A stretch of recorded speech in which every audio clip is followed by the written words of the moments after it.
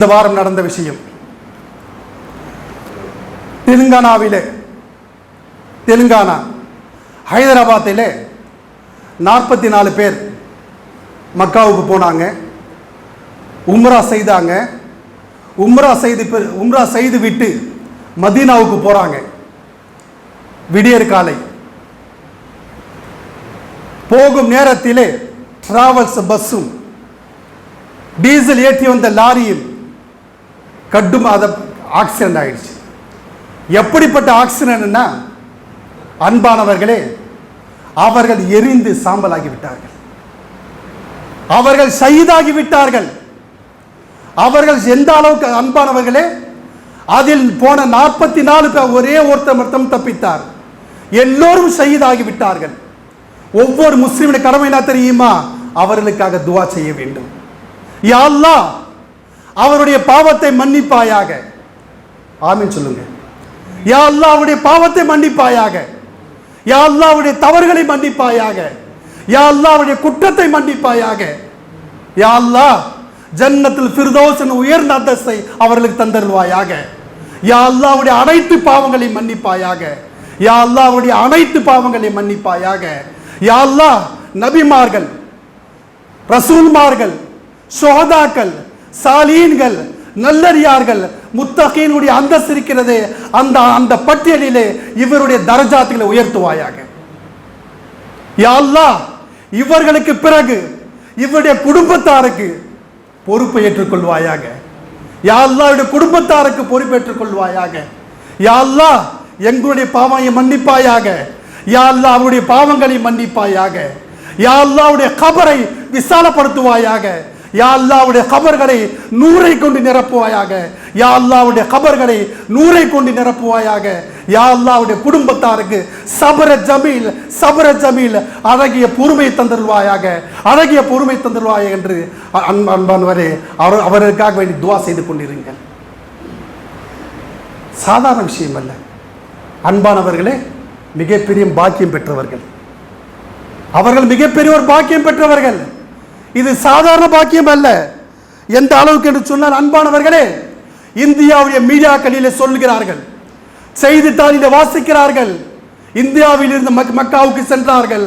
மக்காவிலிருந்து மதீனாவுக்கு செல்லும் போது பஸ் ஆக்சிடென்ட் ஆகி எரிந்து கரிக்கட்டையாகி சாம்பலானார்கள் என்று சகோதரர்களே ஒரு வித்தியாசமான செய்தியை போடுறாங்க. அவருடைய பார்வையில் அது. நம்முடைய பார்வை என்ன தெரியுமா? மிகப்பெரிய ஒரு பாக்கியம். இப்படிப்பட்ட பாக்கியம் அல்ல அன்பானவர்களே. யார் ஏஹ்ராம் கட்டிய நிலையிலே ஒஃபாத் ஆகிறார்களோ, யார் ஏஹ்ராமுடைய நிலையிலே ஒஃபாத் ஆனார்களோ, அவனுடைய பாக்கியம் என்ன தெரியுமா? மறுமையில் அவர் எழுப்பப்படும் போது, மறுமையில் எல்லாம் எந்திரிப்பாங்கல்ல, அப்போ எழுப்பப்படும் போது அவர்கள் எழும்போது அவர்கள் சொல்வார்கள், லப்பைக் அல்லாஹும்ம லப்பைக் லா ஷரீக லக லப்பைக் இன்னல் ஹம்த வன் நிஅமத் வல் முல்க லா ஷரீக லக லப்பைக் என்று சொல்லி அவர்கள் கபரில் எழுவார்களே. சகோதரர்களே, எப்படிப்பட்ட ஒரு பாக்கியம்! இதை சொல்லி எழுந்தாலே அவருடைய பாவங்கள் மன்னிக்கப்பட்டு அல்லாஹ் தருவது தான் லேட்டு. அதே போல யார் ஹாஜியாராக இருந்து ஹஜ்ஜிக்காக போறாங்க, ஒஃபாத் ஆயிட்டாங்க, ஏதோ ஒரு நிலையில் ஒஃபாத் ஆயிட்டாங்க, அல்லாஹ் என்ன செய்யறான் தெரியுமா? அல்லாஹ்வின் தூதர் சொல்றாங்க, கியாமத் நாள் வரை ஹஜ் செய்து கொண்டே இருந்தால் எவ்வளவு நன்மை இருக்குல்ல, அந்த நன்மையை அல்லாஹ்வுடைய பட்டியலில் எழுதுகிறான். இப்ப சொல்லுங்க, அவங்க பார்க்க பார்வை என்ன? ஒரு முஸ்லிம்கள் பார்க்கக்கூடிய பார்வைகள் என்ன? எப்படிப்பட்ட ஒரு பாக்கியம் அல்லாஹ் அவர்கள் தந்தான். அன்பான, பார்ப்பதற்கு கஷ்டமாக இருந்தாலும், அதாவது நம்முடைய கண்களை வைத்து பார்க்காதீர்கள், ஈமானுடைய கண்களை வைத்து பாருங்கள். எப்படிப்பட்ட பாக்கியம் பெற்றவர்கள், எப்படிப்பட்ட பாக்கியம் பெற்றவர்கள் என்று அன்பானவர்கள். அது மட்டுமல்ல,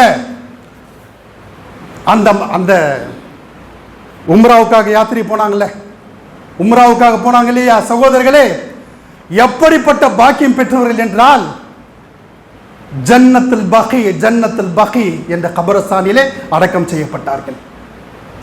உலக மக்கள் அனைவரும் அவர்களுக்காக துஆ செய்தார்கள். ஜன்னத்துல் பகி சாதாரண விஷயமா? நபி ஸல்லல்லாஹு அலைஹி வஸல்லம் அருகாமையிலே அவர் அடக்கம் செய்யப்பட்டார்கள். அந்த பூமியிலே மக்காவிலே மரணிக்க வேண்டும், மதீனாவிலே மரணிக்க வேண்டும், ஜன்னத்துல் பகீல் அடைக்க வேண்டும் என்று எல்லோரும் தஹஜ்ஜத் தொழுகையில் துஆ செய்கிறோம். யாருக்கு அந்த பல பேருக்கு அந்த பாக்கியம் கிடைப்பதில்லை. ஆனால் ஒரே குடும்பத்தை சேர்ந்த 18 பேருக்கு சகோதரர்களே அந்த பாக்கியம் கிடைத்தது. நான் நினைக்கிறேன் அந்த குடும்பத்திலே யாராவது ஒரு பெரியவர் கண்டிப்பாக துஆ கேட்டிருப்பார். அந்த துஆ கபூல் ஆகிவிட்டது. ஜன்னத்துல் பகீல் அடக்கம் செய்வது சாதாரண விஷயமா? அன்பானவர்களே, சஹாபாக்கள், சஹாபா பெருமக்கள் சொல்லிட்டு போவோம், வீட்டில் வசியத்து பண்ணுவாங்க. நான் போர்கள் எங்கன்னா இறந்துட்டா, எங்கன்னா தூரமா இறந்துட்டா என்னை கொண்டு வந்து என்ன செய்யுங்க, ஜன்னத்துல் பகீல் அடக்கம் செய்யுங்க. ஆசைப்படுவார்கள். அன்பானவர்கள், அப்படிப்பட்ட ஒரு சிறந்த இடம் தான் ஜன்னத்துல் பகீல். அந்த மக்களுக்கு அந்த வாய்ப்பு கிடைத்தது. இப்படி பார்க்காதீங்க, அவங்க எரிஞ்சிட்டாங்க, கறிக்கட்டை ஆயிட்டாங்க, சாம்பல் ஆயிட்டாங்க. அன்பான நம்முடைய பார்வையில் அப்படி இருந்தாலும் அல்லாஹ்விடத்தில் அவர் உயர்ந்து விட்டார்கள். உலகம் இருக்கும் வரை அவர்களுக்காக துஆ செய்யப்படும். எப்படிப்பட்ட பாக்கியம்!